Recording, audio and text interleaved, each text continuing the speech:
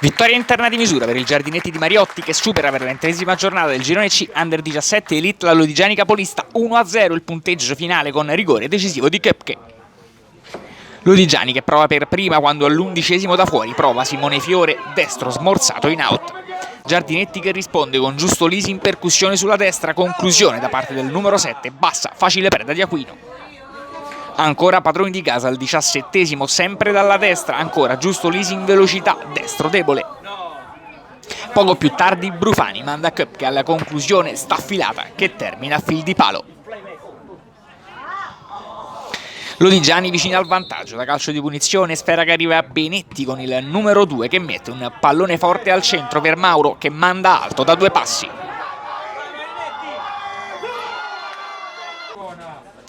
Lodigiani pericoloso ancora al 36° con calcio di punizione, staffilata che termina in out. Vantaggio dei padroni di casa che giunge su calcio di rigore assegnato dal direttore di gara al 43° della prima frazione di gioco con trattenuta di Giuliani in area, penalty che non sbaglia, Giardinetti 1, Lodigiani 0 e padroni di casa che passano in vantaggio.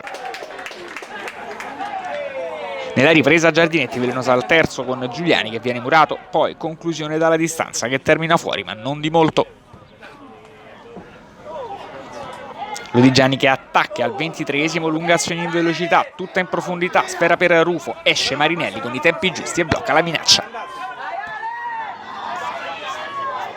Primo episodio al 29°, palla morbida in area di rigore dove Benetti si inserisce con i tempi giusti, conclusione e gol con il direttore di gara che annulla per offside.